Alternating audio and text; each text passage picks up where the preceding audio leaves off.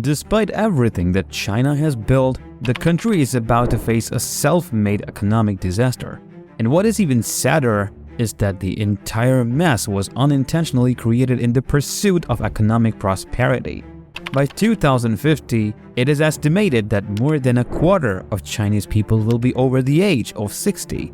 The world has been studying, admiring, and in some cases, fearing China's economic development because its success story is one of unprecedented growth, sacrifice, and patience.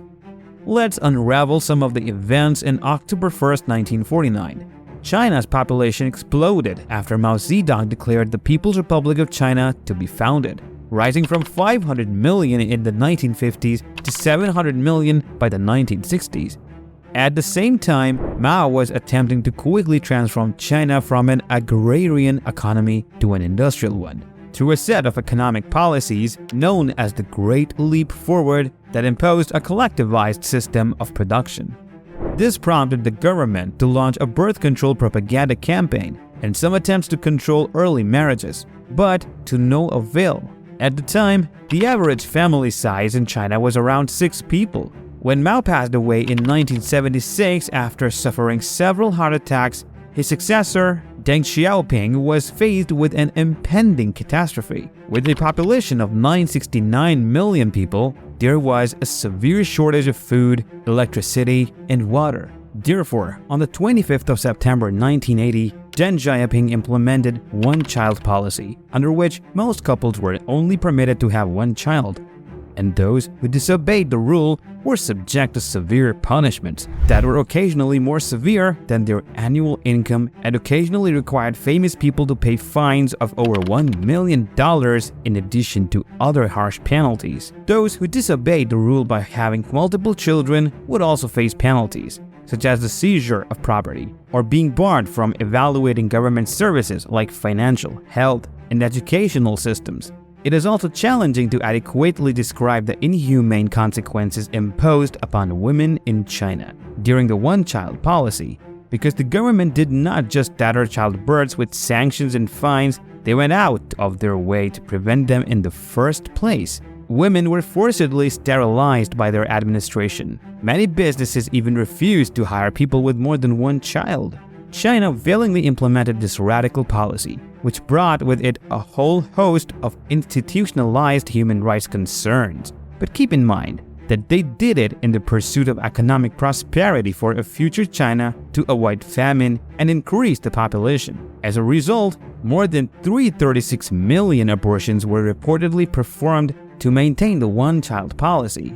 It is simple to highlight China's authoritarian demands and disregard for individual economic interest. But India was not the only country to practice population control measures. In 1975, during the so-called emergency period, the son of the late Prime Minister, Indira Gandhi, launched a gruesome campaign to sterilize low-income men, with reports of police carting off entire villages and other neighborhoods. As a result, India has a somber history of a state-sponsored population control, but it doesn't take 50 years to see that history repeats itself in various ways. Less than 100,000 of the nearly 4 million sterilizations performed in India between 2013 and 2014, this time were performed on men. As promised, let's now dive into the economic effects of China's one-child policy. In 2011, the Chinese government claimed that one-child policy had prevented 400 million births, making it the most significant population control effort ever. This results in what is known as the 4-to-1 family type after just 2 generations and an 8-4-2-1 type after 3. This is a huge problem, and one you can think of as an inverted pyramid with increasing financial pressure and a strain on the bottom. By 2013, elderly people comprised only 12% of the population, but that number is expected to rise to 34%, which is more than 1 in every 3 people. And by 2050, China is expected to have developed into a middle-income country. Japan, with fewer children being born and a decrease in the working-age population, this aging population poses a serious threat to China's economy, which depends heavily on competitive labor. This shortage of labor led to higher wages, which in turn increased production costs for Chinese manufacturing.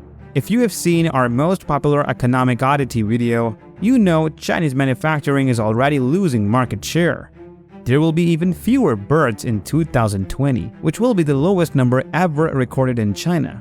According to the Chinese government, 2.1 births per woman are required for a stable population, but the current number is 1.8. The consequences of this are catastrophic, ranging from higher levels of criminality and sex trafficking to an increase in young people leaving China.